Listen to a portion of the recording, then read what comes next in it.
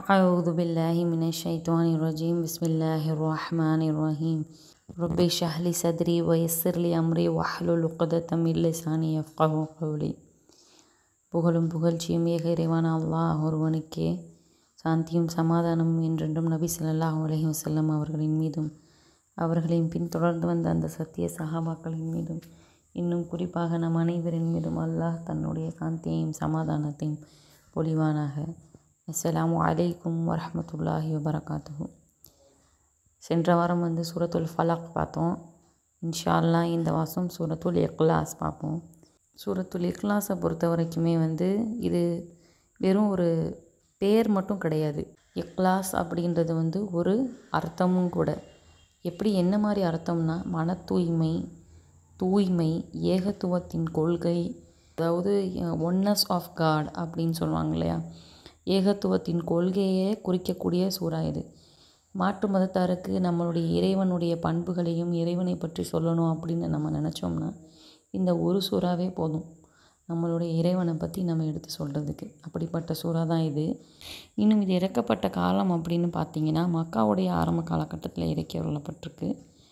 இன்னும் இந்த சூறாவுடைய சிறப்பு பார்த்திங்கன்னா இது குரானுடைய 1/3 பங்கு அப்படின்னு சொல்கிற அளவுக்கு ரொம்ப முக்கியத்துவம் வாய்ந்த வசனங்களை கொண்ட சூறா தான் இந்த சூறா. 4 வசனங்கள் கொண்டது. மக்காவில் இறக்கி அருளப்பட்டது. முதல் வசனம், குல்.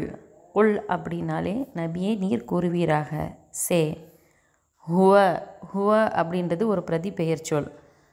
அவன், ஹி. அல்லாஹ், அல்லாஹ். குல்ஹு அல்லாஹு அஹத், அதாவது அஹத் அப்படின்ற ஒரு வார்த்தைக்கு ஒருவன், த ஒன் அப்படின்னு மீனிங். குல்ஹு அல்லாஹு அஹத் அப்படின்னு சொல்லும்போது நபியே நீர் கூறுவீராக அவன் அல்லாஹ் ஒருவன். சே ஹி இஸ் அல்லாஹ் த ஒன். அல்லாஹ், அல்லாஹ். சமத் அப்படின்னா தேவையற்றவன், த எட்டர்னல். அல்லாஹு சமத் சேர்த்து சொல்லும்போது அல்லாஹ் தேவையற்றவன், அல்லாஹ் த எட்டர்னல்.